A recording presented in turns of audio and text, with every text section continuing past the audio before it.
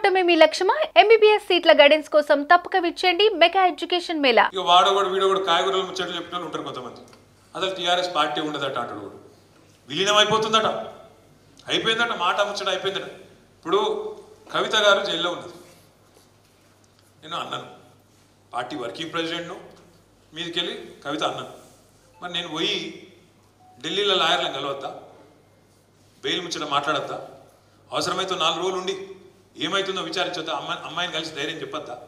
గా పని మీద నేను పోతేనట వీడు బీజేపీలో కాలు మొక్కిండు, సీక్రెట్ల బేరం చేసుకున్నాడు. మాకేం కర్మ?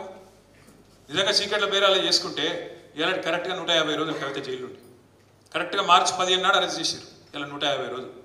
ఇలా మా ఇంట్లో ఆడబిడ్డ వీళ్ళందరి మాకు నిజంగానే వాళ్ళతో ఒప్పందం ఉంటే 150 రోజులు జైలు ఉంటుండేనా? నేను అడుగుతున్నా, మిమ్మల్ని ఒకసారి ఆలోచించు. ఒక్క కాంగ్రెస్ వాడు జైలు ఉన్నాడే రోజు? ఎవరికి మరి ఒప్పందం లోపాయి కాదు, మనకా వాళ్ళకా? మన ఇంటి ఆడబిడ్డని జైల్లో పెడితే కూడా మనం కొట్లాడుతున్నాం. ఒప్పందం లేదు, మన్ను లేదు, విలీనం లేదు, ఏది లేదు. ప్రజల్లో లీనమై పనిచేద్దాం. ఇంకో 24 ఏళ్ళు నిండింది టీఆర్ఎస్. ఇంకో 24 ఏళ్ళు అవసరమైతే ఇంకో 50 ఏళ్ళు ఉండేటట్టు బ్రహ్మాండంగా తయారు చేసుకున్నాం. అడ్డమైన ప్రచారాలు, మనం మాయమైపోవాలని కోరుకుంటే వాళ్ళు చాలా మంది ఉన్నారు మార్కెట్లో. కేసీఆర్ పార్టీ పెట్టిన మొదటి రోజు నుంచి ఈ పార్టీ ఉండద్దు అని కోరుకున్న వాళ్ళు 7 మంది ఉన్నారు. ఒక్కడు కాదు, మనం ఉండద్దు, ఉంటే నడవది, వాళ్ళ కథలు వాళ్ళకి ఇరికి అట్లా కోరుకున్న వాళ్ళు, మనం పోవాలని కోరుకున్న వాళ్ళు, మన పార్టీ నాశనం కావాలని కోరుకున్న వాళ్ళు పోయిన తప్ప మనం మాత్రం మంచిగా ఉన్నాం. 2 ఎలక్షన్లు తెలంగాణ వచ్చినాక మననే గెలిపించారు ప్రజలు. ప్రజలకు మనం రుణపడి ఉండాలి. 10 ఏళ్ళు మనకు అవకాశం ఇచ్చింది. వాళ్ళకు రుణపడి ఉండాలి, వాళ్ళ రుణం తీర్చుకోవాలి.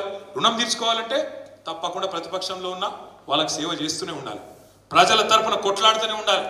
కాంగ్రెస్ పార్టీ ఏవైతే హామీలు ఇచ్చిందో అమలు చేయకపోతే ఈ చింతపండు అవుతుంది అన్నట్టు బ్రహ్మాండంగా ప్రజల తరఫున వాళ్ళని చైతన్యం చేసి నడిపిస్తూనే ఉండాలి. తొందరలో పార్టీ కూడా కార్యక్రమాలు ఇస్తుంది.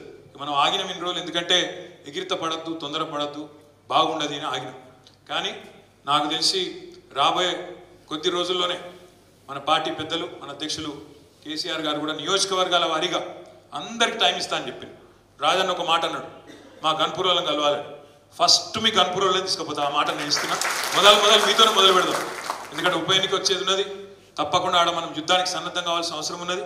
రాజేశ్వర రెడ్డి గారితో, రాజన్నతో నా రిక్వెస్ట్, మీరు అందరినీ తీసుకొని రండి. ముఖ్య నాయకులను ఒక 500-600 మంది అయినా సరే, 1000 మంది అయినా సరే, మీకు దగ్గరనే ఉంటుంది మంచిగా సార్ ఇల్లు కూడా. కాబట్టి రండి. సార్ పొలం చూసినట్టుంటుంది, అందులో కూడా ఏదో బంగారం దాచిపెట్టినట్టు చెప్పి 2 రోజులు. ఇలా అడవి చూస్తే మన వాళ్ళందరూ పశాన్ అవుతారు. గిల్లు ఉంటుడా కేసీఆర్. మరి ఇక ఎట్లుంటుంది కథ అంటే కొన్ని చెప్పుంటే సిగ్గుపోతే ఏమన్నారే ప్రగతి భవన్ గురించి, అందులో బంగారం బాత్రూంలోనే అన్నారు. తర్వాత అందులో బుల్లెట్ ప్రూఫ్ ఇంకేదోనే అన్నారు. 150 రూమ్లునే అన్నారు. నేను మొన్న బట్టి గారిని అడిగిన, అలానే ఉంటాడు ఆయన. అన్న మరి ఎన్ని రూమ్లునే జర చూపెట్టకపోయినావు ఒకసారి అందరినీ విషయాన్ని అడిగిన. ఏహే అని అవుతాడు. బంగారు బాత్రూమ్ ఏడునే చూపెట్టకపోయినావు అన్న నేను అసెంబ్లీలో అడిగిన. ఇక ముఖం ఇటు తిప్పుకొని అటు తిప్పుకొని అవతల పడతారు. అంటే ఎన్ని గలీజ్ ప్రచారాలు చేసారంటే, ఉన్నాయి లేనట్టు, లేని ఉన్నట్టు. ఒక్కటి కాదు, మా చెల్లె చెప్తుంది లంకె బిందెలని.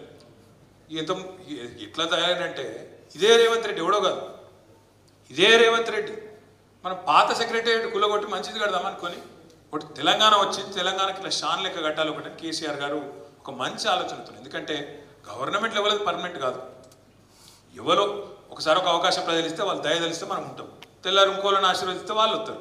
కాబట్టి ఒక సెక్రటేరియట్ అనేది రాష్ట్రానికి సంబంధించిన ఒక నిశాని మంచిగా కట్టాలని చెప్పి కేసీఆర్ గారు, ఇదివరకు గజిబిజి ఉంది, మంచిగా లేదు. ఒక ఫైర్ యాక్సిడెంట్ అయితే కూడా అలా ఈ ఫైర్ ఇంజన్ తిరిగేందుకు కూడా సందు లేదు, దానికి ఫైర్ సేఫ్టీ ఇది కూడా లేదని చెప్పి, క్లియరెన్స్ లేదని చెప్పి ఒక మంచి సెక్రటేరియట్ కట్టాలని చెప్పి దాన్ని పాతదాన్ని కూలగొట్టాడు. దాని మీద ఎన్ని తిట్లు. అందులోనట కింద లంకె బిందెలు ఉన్నాయి, నేల మాలిగలు ఉన్నాయి. పద్మనాభ స్వామి గుడి, అనంత పద్మనాభ స్వామి గుడి కింద కేరళలో ఎట్లయితే ఉండేనో అట్లున్నాయి. కేసీఆర్ ప్రగతి భవన్కి వెళ్ళి కింద సొరంగం తవ్వి అలాగే పైసలన్నీ ఎత్తుకపోయినట్టు రేవంత్ రెడ్డి. నేను చెప్పేది కథ కాదు, ఇది అన్నాడు. అప్పుడు మరి మెదడు మోకాళ్ళలో ఉండేనా ఏడున్నా తెలియదు, కానీ రేవంత్ రెడ్డి, ఇదే రేవంత్ రెడ్డి కేసీఆర్ పోయి సొరంగం తవ్వుకొని కిందికెళ్ళి పైసలు ఎత్తుకుపోయినా అన్నాడు. ఏమన్నా పిచ్చోడనన్నా మంచోడనన్నా సరే అయిపోయింది. ప్రజలు అసంటోనే గెలిపించారు. ఇలా ఆయన ముఖ్యమంత్రి అయ్యిండు. ముఖ్యమంత్రి అయినాక ఆయనకి సోయికి వచ్చింది. ఇక్కడ నేను లంకె బిందులు ఉంటాయి అనుకొని వచ్చిన, ఇక్కడ లేవు అని ఇప్పుడు బాధపడతాడు. సుమన్ టీవీలో మీ పర్సనల్ అండ్ బిజినెస్ ప్రమోషన్స్ కోసం కింది నెంబర్కి కాంటాక్ట్ చేయండి.